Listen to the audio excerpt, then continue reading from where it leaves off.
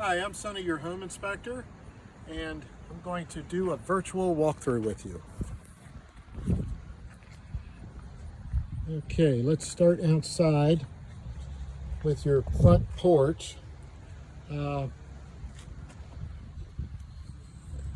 Sorry about the lighting, but you can see the gap here.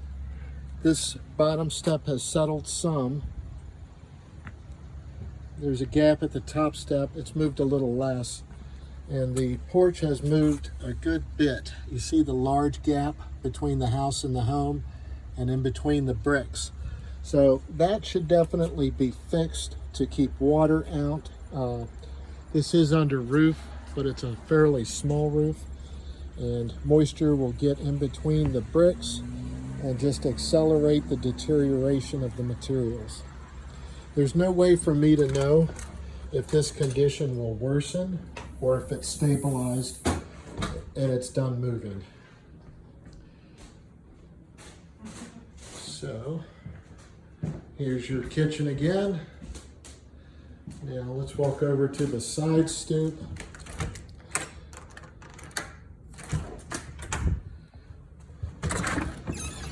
Okay, the side stoop, you have some separation in between the bricks here as well.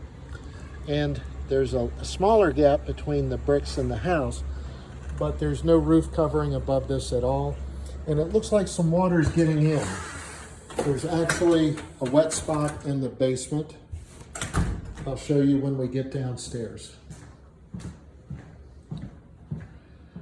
Overall, the house is in good condition for a home this age. You'll have to read the report and decide for yourself, but we're pretty good. This toilet is loose, so a plumber should repair that. It's not a hard job for a plumber, but sometimes loose toilets turn into leaking toilets, and nobody wants that.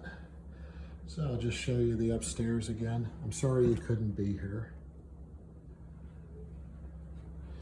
There will be miscellaneous door, stick notes, doorknob in the basement doesn't work properly. There are some relatively minor things that I'm not going to mention. Your attic access is right up here in the hallway. Attic looked good. You've got about 10 inches of insulation. No indication of an active roof leak. The structure looks good. Ventilation may be adequate. There is some evidence of a ventilation problem in the attic. Nails are rusted real bad. The plywood is stained. It may have been resolved with the addition of a attic fan, but I'm not sure. So here is the area in the basement ceiling that is actually a little wet, where moisture has probably gotten in. Possibly at that outside stoop. We couldn't find any evidence of leakage at the dishwasher, which is adjacent to the area. Now, this little trip hazard in the floor might actually be a drain pipe for a bathtub. I can't peel up the floor to determine that. I damaged the floor.